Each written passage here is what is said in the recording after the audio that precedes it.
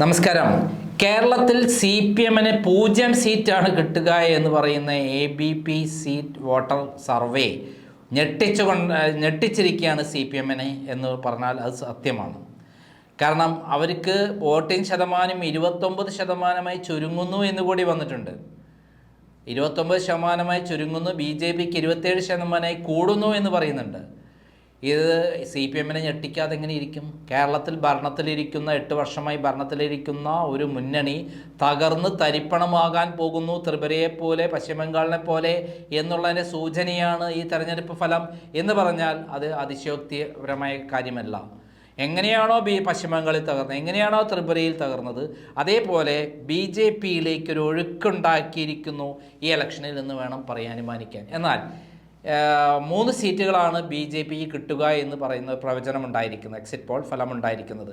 അതിൽ ഒന്ന് തൃശ്ശൂരിൽ സുരേഷ് ഗോപിക്കാണെങ്കിൽ, രണ്ടാമത്തത് തിരുവനന്തപുരത്ത് കൃത്യമായി പറഞ്ഞാൽ ഒരു ഭയങ്കരമായിട്ടുള്ള രണ്ടാമത്തെ സീറ്റായിട്ട് അവർ കാണുന്നു. മൂന്നാമത്തെ സീറ്റ് ആറ്റിങ്ങലാണ്. ഈ 3 സീറ്റുകൾ അവർ നേടുന്നുണ്ടെങ്കിൽ കേരളം പിടിച്ചടക്കിയ പ്രതീതി തന്നെയാണ് കിട്ടാൻ പോകുന്നത്. എന്താണ് ഈ 3 സീറ്റുകൾ വിജയിക്കുമെന്ന് കൃത്യമായി ഇങ്ങനെ ഒരു പ്രവചനം വരാൻ കാരണം എന്നുള്ളതിൻ്റെ ചില രഹസ്യങ്ങളുണ്ട് എന്നുള്ളതാണ് സത്യം. അതായത് പിണറായി വിജയനുമായിട്ടുള്ള ധാരണ പ്രകാരം കരുവന്നൂർ ബാങ്കിലെ അറസ്റ്റുകൾ നടക്കാതിരിക്കാൻ വേണ്ടത് എന്താണ്? ഈ 3 സീറ്റുകളിൽ 1,00,000 വോട്ട് വീതം CPM ചെയ്തിരിക്കണം എന്നുള്ളതാണ്. കൂടാതെ അവർ കൊടുത്തിരിക്കുന്നത് പത്തനംതിട്ടയും കൂടി കൊടുത്തിട്ടുണ്ട്, വേറെ 2 സീറ്റും കൂടി കൊടുത്തിട്ടുണ്ട്, കാസർഗോഡും അതേപോലെ പാലക്കാടും. അങ്ങനെ 6 സീറ്റുകളിൽ 1,00,000 വോട്ടുകൾ വീതം CPM ചെയ്തിരിക്കണം എന്നാണ് ഈ അറസ്റ്റ് നടക്കാതിരിക്കാൻ. എന്തൊക്കെ അറസ്റ്റ് നടക്കാതിരിക്കേണ്ടത്? ഒന്ന്, നമുക്കറിയാം, മാസപ്പടി വിവാദത്തിൽ പിണറായി വിജയൻ്റെ മകളെ അറസ്റ്റ് ചെയ്യാനുള്ള എല്ലാ കാര്യങ്ങളും അറേഞ്ച് ചെയ്ത് വെച്ചിരിക്കുകയാണ്. അങ്ങനെ തൂക്കിയെടുത്തുകൊണ്ടേ ജയിലിൽ കൊണ്ടുവരേണ്ട ആവശ്യമുള്ളൂ.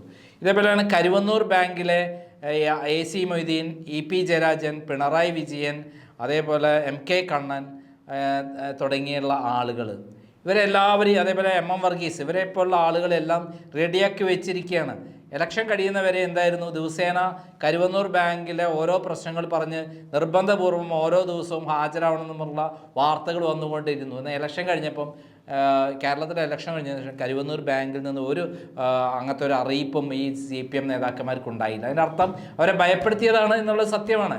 EDയെ ഉപയോഗിച്ച് ഇവിടെയുള്ള CPM നേതാക്കന്മാരെ, പ്രത്യേകിച്ചും തൃശ്ശൂരിൽ അവർ കൃത്യമായി ഭയപ്പെടുത്തി 1,00,000 വോട്ട് ചെയ്യിപ്പിച്ചു എന്ന് തന്നെയാണ്. അങ്ങനെ 1,00,000 വോട്ട് ചെയ്യുമ്പോൾ അവിടെ 5% വോട്ട് കുറഞ്ഞു എന്നുള്ളതുണ്ട്.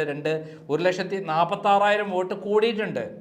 ആ 46,000 വോട്ട് കൂടിയത് ആർക്കൊക്കെ കിട്ടിയെന്ന് നമുക്കറിയില്ല. യുവാക്കളായ ആളുകൾ പുതിയതായി വന്നിട്ടുണ്ട്. അത് ബഹുഭൂരിപക്ഷം BJP കിട്ടിയിരിക്കാം, പ്രത്യേകിച്ച് സുരേഷ് ഗോപിക്ക്, നമുക്കറിയില്ല. എന്തായാലും ഒരു കാര്യമുണ്ട്, തൃശ്ശൂരിൽ ഏറ്റവും അധികം ഈ തീരദേശങ്ങളിലൊക്കെ ഭയങ്കരമായ വോട്ട് നടന്നിട്ടുണ്ട്. ആ വോട്ടുകൾ കംപ്ലീറ്റ് മുരളീധരന് അനുകൂലമാണ് എന്നുള്ളതാണ് വിവരം. പക്ഷേ സ്ത്രീകളുടെ വോട്ട് സുരേഷ് ഗോപി കിട്ടിയിട്ടുണ്ട്. കൂടാതെ CPMൻ്റെ ഒരു 1,00,000 വോട്ട് കിട്ടിയാൽ തീർച്ചയായും സുരേഷ് ഗോപി ജയിക്കും. കിട്ടിയോ ഇല്ലേ എന്ന് നമുക്കറിയില്ല. ഇതേപോലെയാണ് തിരുവനന്തപുരം 1,00,000 വോട്ട് അവിടെ ചെയ്തിരിക്കണം എന്നുള്ളതാണ് കണ്ടീഷൻ. നമ്മൾ വിചാരിക്കുമ്പോൾ ഒരു മാസപ്പടി അത് മാത്രമല്ല, പിണറായി വിജയൻ ആയുഷ്കാലം, നില്യല കാലം 79 വർഷം. പക്ഷെ മകൾക്കതല്ലല്ലോ.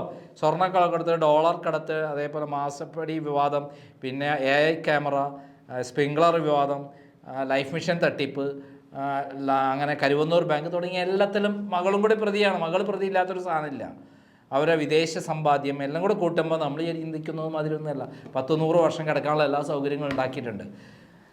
ഈ തിരുവനന്തപുരത്ത് 1,00,000 വോട്ട് രാജീവ് ചന്ദ്രശേഖറിന് കിട്ടിക്കഴിഞ്ഞാൽ തീർച്ചയായിട്ടും അവിടെ വിജയിക്കും. പക്ഷെ കിട്ടുമോ ഇല്ല എന്നുള്ളത് നമുക്കറിയില്ല. എന്നാലും CPIനാണ് ഈ 2 സ്ഥലത്തും തോൽപ്പിക്കുന്നത് എന്നുള്ളതാണ് ഏറ്റവും ദയനീയമായ കാര്യം.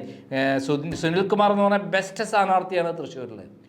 അത് തിരുവനന്തപുരത്ത് രാജീവ് ചന്ദ്രശേഖർ അതിലും നല്ല മികച്ച സ്ഥാനാർത്ഥിയാണ്. സുരേഷ് ഗോപി ആവട്ടെ മിടുക്കനായ സ്ഥാനാർത്ഥിയാണ് തൃശ്ശൂരിൽ. പക്ഷേ അതിനെല്ലാം മറികടക്കുന്ന മുരളീധരനാണ് അവിടെ വന്നിരിക്കുന്നത്. അതുകൊണ്ട് UDFൻ്റെ വോട്ടും കൂടെ അട്ടിമറിഞ്ഞ് പോകാൻ പ്രയാസമാണ്. പക്ഷേ ഇവിടെ CPM വോട്ട് നിർബന്ധമായും ചെയ്യിച്ചിട്ടുണ്ട് എന്ന് തന്നെയാണ് മുരളീധരൻ നമ്മളോട് പറഞ്ഞിട്ടുള്ളത്. ആ ഒരു ഇൻ്റർവ്യൂ, ലാസ്റ്റ് നടത്തിയ ഇൻ്റർവ്യൂവിൽ കൃത്യമായി അദ്ദേഹം പറയുന്നുണ്ട് ഈ കാര്യം. പിന്നെയുള്ളത് നമ്മളെ V മുരളീധരൻ മത്സരിച്ച ആറ്റിങ്ങലാണ്. ആറ്റിങ്ങൽ ജോയ് നല്ല സ്ഥാനാർത്ഥിയാണ് CPM-ൻ്റെ. അവിടെ അങ്ങനെ ഒരു സംഭവം നടത്താൻ അവർ CPM അണികൾ സമ്മതിക്കില്ല. പക്ഷേ എന്ത് ചെയ്യാം, പിണറായി അങ്ങനെ വാക്ക് കൊടുത്താൽ CPM-ന് ചെയ്യാതിരിക്കാൻ പറ്റുമോ? ഗുണ്ടാ മാഫിയ ടീം വോട്ട് ചെയ്തിട്ടുണ്ടാവും. അങ്ങനെ വോട്ട് ചെയ്തുകൊണ്ട് മുരളീധരൻ വിജയിക്കുമോ എന്നുള്ളത് നമുക്കറിയില്ല. എത്രമാത്രം വോട്ട് നടന്നിട്ടുണ്ടെന്ന് നമുക്കറിയില്ല. അവിടെ അടൂർ പ്രകാശാണ് കോൺഗ്രസ് സ്ഥാനാർത്ഥി. പക്ഷേ ജോയ് ജയിക്കും എന്നുള്ളൊരു പ്രതീതിയാണ് അവിടെ ഉണ്ടാക്കിയിട്ടുള്ളത്. ഇതേപോലെ തന്നെയാണ് പിന്നെ പത്തനംതിട്ടയിൽ മൊത്തം അവിടെ 1,00,000 വോട്ട് അങ്ങോട്ട് മറച്ചാൽ തീർച്ചയായിട്ടും അത് ഇലക്ഷനെ ബാധിക്കും. CPM-ൻ്റെ വോട്ട് അവിടെ മാറിപ്പോയാൽ തീർച്ചയായും വിജയിക്കും. പക്ഷെ അത് നടക്കുമോ? തോമസ് ഐസക്കിന് സമ്മതിക്കുമോ? എന്തായാലും നമുക്ക് ഈ 6 മണ്ഡലങ്ങളിൽ 1,00,000 വോട്ട് മാറിയിട്ടുണ്ടെങ്കിൽ നമുക്ക് അറിയാൻ പറ്റും. തീർച്ചയായും ഇലക്ഷനിൽ അത് വലിയ ചർച്ചയാകും. CPI-യും CPM-ഉം തമ്മിൽ അടിച്ചു പിരിയും. തിരുവനന്തപുരത്ത് പന്ന്യൻ രവീന്ദ്രനാണ്, തൃശ്ശൂരിൽ സുനിൽകുമാറാണ്. ഇവർ രണ്ടും കിടപിടിക്കുന്ന സത്യസന്ധരായ, രാഷ്ട്രീയത്തിൽ എല്ലാവരും ഉപരിയായിട്ട് എല്ലാവരും സ്നേഹിക്കുന്ന ഇഷ്ടപ്പെടുന്ന നേതാക്കന്മാരാണ്.